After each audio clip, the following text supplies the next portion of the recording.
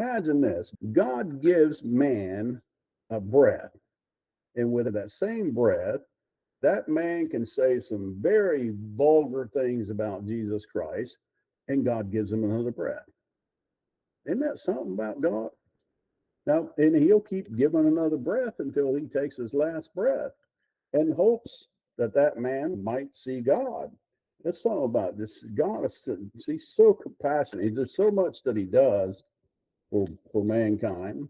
And sometimes we don't even recognize it.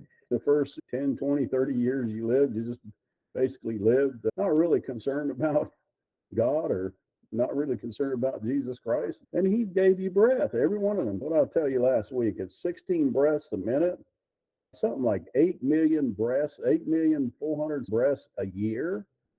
He gave those to you.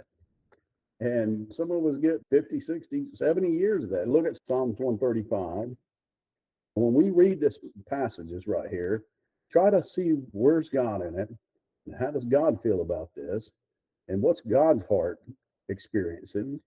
And you got to look for those things. It says this, the idols of the heathen, there it is right there. You'll see this thing is a sticking point for the Lord, for these Israelites to take up the idols of the heathen and start giving credit to these dumb idols.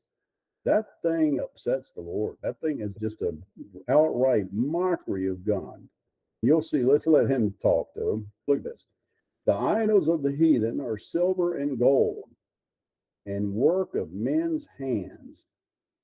And we can say, well, we don't have idols no more. We don't have statues that we worship and all that. But the Bible says that covetousness, want something you don't have, that's idolatry. So I'm guarantee you, we've got plenty of that. But anyway, it's just a different format. They have mouths, but they speak not. Eyes have they, but they see not.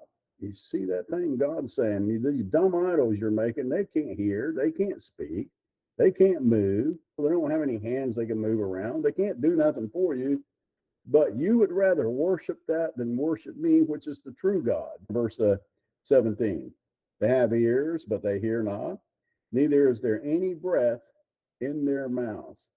No breath. See, that's a distinct difference in between God and all the things God creates and everything else. They don't have any breath.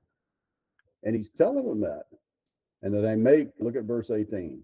They that make them are like unto them. So is every one that trusteth in them.